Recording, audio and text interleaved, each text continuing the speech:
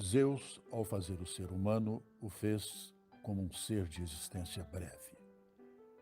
Quando veio o inverno, o homem, valendo-se da própria inteligência, preparou para si uma casa e nela ficou vivendo. Certo dia, estava tudo gelado e caía o céu. Nessas ocasiões, os gregos diziam literalmente que o próprio Zeus estava chovendo.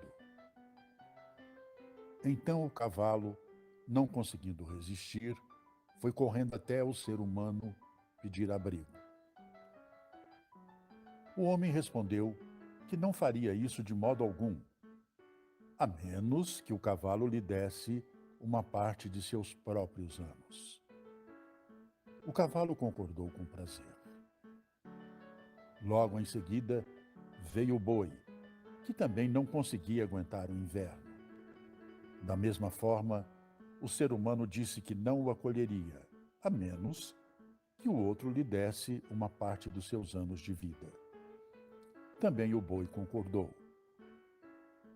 O animal deu ao ser humano uma parte de seus anos e assim foi recebido em casa.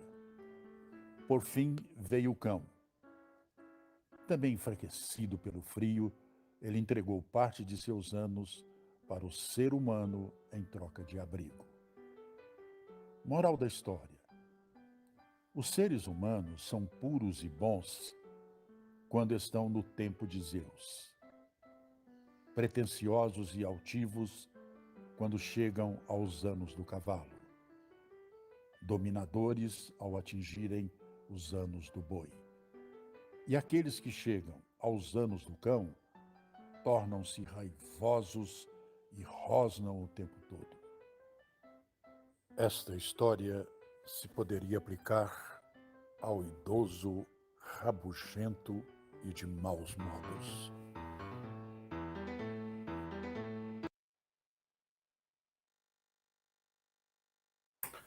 Saudações, prezadas e prezados estudantes. O conteúdo da aula de hoje foi introduzido com uma fábula de Esopo, e é uma leitura que eu recomendo por si só, independentemente das aulas de filosofia. E enquanto no canal do YouTube do projeto Arcai, que é organizado pelo professor Gabriele Cornelli, que eu conheci, ele também fez doutorado na Unicamp. Enquanto essa fábula no canal Arcai chama-se Os Anos do Homem, no livro que eu tenho em mãos, o nome para essa mesma fábula é O Cavalo, o Boi, o Cachorro e o Homem. Então, é normal que algumas vezes os nomes das fábulas apareçam de maneira diferente, dependendo da edição, dependendo o local que elas são divulgadas, certo? Bom, mas entrando agora na aula propriamente dita, que é o conteúdo da etapa 3, abordagem histórica, mito e filosofia, distinções e semelhanças e filosofia na antiguidade. Sobre esse conteúdo, eu posso dizer para vocês que hoje em dia uma fábula não é considerada matéria de filosofia, né? Somente dentro da história da filosofia a gente pode eventualmente mencionar a fábula, quando a filosofia ainda não tinha se emancipado das outras formas de conhecimento, como a mitologia, como as lendas. Lá num passado anterior ao estabelecimento da filosofia, uma fábula sim poderia ser chamada de filosofia. E além disso, o que nós entendemos sobre o conteúdo de uma fábula mudou também. Algumas pessoas definem a fábula como sendo histórias em que os protagonistas são animais, e isso não é verdade. A gente acabou de ver nessa fábula que os protagonistas são homens, e tem outras fábulas em que os personagens são somente homens. Então dizer que uma fábula é feita a partir de protagonistas animais, isso não é verdade. Eu posso mencionar uma outra fábula do Esopo, em que tinha um menino se afogando, e aí ele começou a gritar: ai, socorro! Mas ele começou a gritar com uma voz fina mesmo. Aí foi passando uma tropa de exército e o general virou para ele e falou assim, nossa, será que você precisaria falar desse jeito tão, assim, fresco? Aí o menino falou assim, olha, salva minha vida, depois você tira sarro de mim. Então, essa é uma fábula também que a gente encontra em Esopo, e você vê, não tem nenhum personagem animal. Então, a fábula, ela, a gente, na maioria das vezes, encontra, sim, personagens animais, mas não é uma regra absoluta. E, como eu disse, dentro da história, da filosofia, este assunto pode ser colocado como uma informação histórica. Houve um momento em que as lendas, a mitologia não estava totalmente dissociada da filosofia, e isso sim poderia ser entendido como filosofia. Hoje em dia, a fábula já é um assunto próprio da literatura, certo? Então, vocês podem estudar fábulas, sim, em matérias de literatura, língua portuguesa, inclusive em outras línguas, né? Se vocês forem estudar francês, vocês vão encontrar as fábulas do La Fontaine.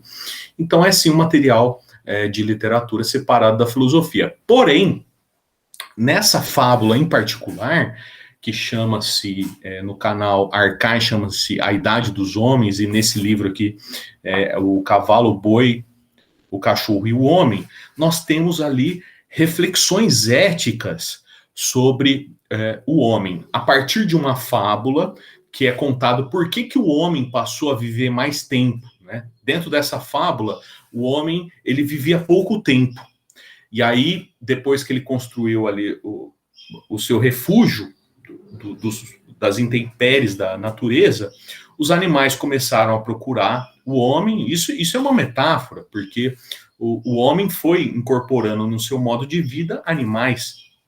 E, de certa maneira, a gente pode pensar que os animais foram diminuindo o seu tempo de vida depois de se associarem aos humanos. Pense, por exemplo, um cavalo, quanto tempo ele viveria dissociado do homem, e o quanto tempo ele vai viver se ele for explorado pelo homem. Ele vai viver menos.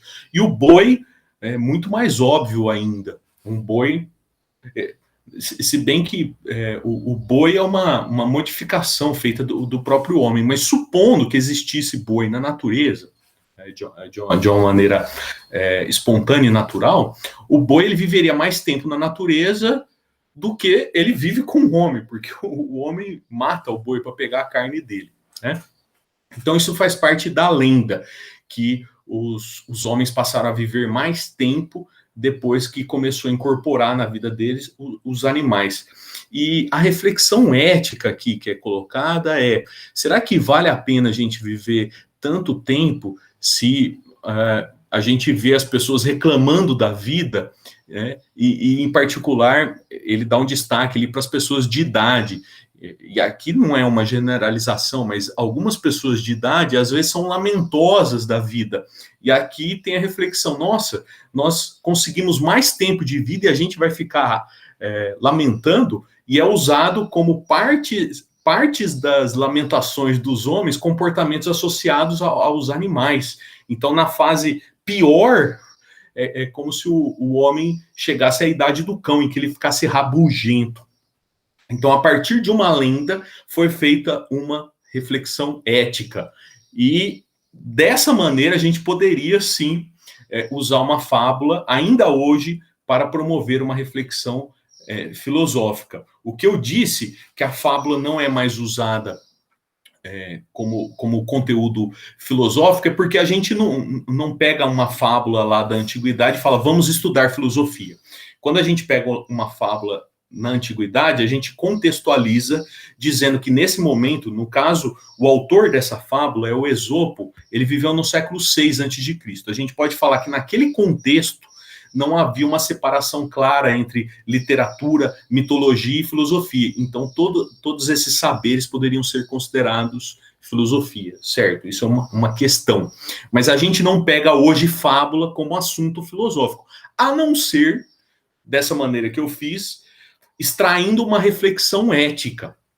E aproveito a oportunidade para dizer que uma reflexão ética é uma reflexão sobre os nossos comportamentos. Uma reflexão ética é parecido com uma reflexão moral, mas só que a moral são valores como se fossem impostos pela nossa cultura. A gente pode estar indo ao encontro, a gente pode estar acompanhando os valores morais da nossa época, ou a gente pode não estar acompanhando esses valores morais da nossa época.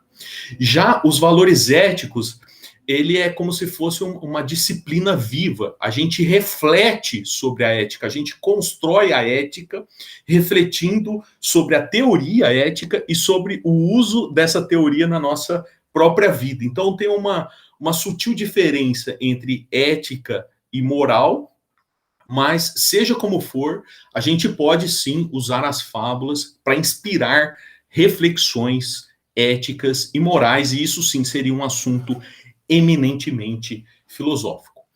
Então, para encerrar, eu vou novamente colocar a fábula, e muito obrigado por vocês estarem acompanhando. Eu vou colocar a fábula e vou encerrar, só para a gente recapitular tudo que foi dito na fábula. E aí o conteúdo da aula de hoje foi para mostrar que a história da filosofia pode mencionar a fábula como parte do desenvolvimento da filosofia, a origem da filosofia lá no passado, no século VI a.C., e que eventualmente a gente pode usar as fábulas para, ainda hoje, fazermos reflexões morais e éticas, certo? Tendo dito isso, eu vou mais uma vez colocar a fábula para nós assistirmos e encerrarmos esta aula de hoje, certo? Então, muito obrigado pela participação de vocês e nos vemos no próximo encontro. Então, eu vou compartilhar e vou me despedir de vocês. Até mais.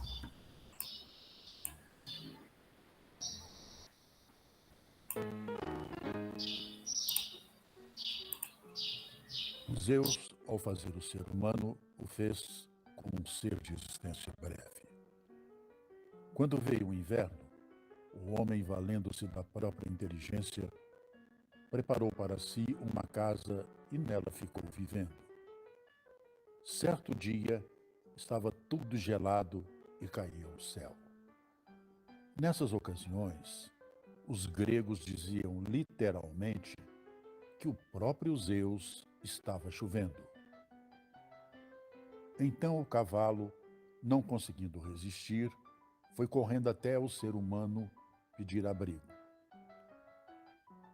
O homem respondeu que não faria isso de modo algum, a menos que o cavalo lhe desse uma parte de seus próprios anos. O cavalo concordou com prazer. Logo em seguida, veio o boi, que também não conseguia aguentar o inverno. Da mesma forma, o ser humano disse que não o acolheria, a menos que o outro lhe desse uma parte dos seus anos de vida. Também o boi concordou. O animal deu ao ser humano uma parte de seus anos e assim foi recebido em casa. Por fim, veio o cão. Também enfraquecido pelo frio, ele entregou parte de seus anos para o ser humano em troca de abrigo. Moral da história: os seres humanos são puros e bons quando estão no tempo de Zeus, pretensiosos e altivos quando chegam aos anos do cavalo, dominadores ao atingirem os anos do boi. E aqueles que chegam aos anos do cão tornam-se raivosos e rosnam o tempo todo. Esta história se poderia aplicar ao idoso rabugento e de maus modos.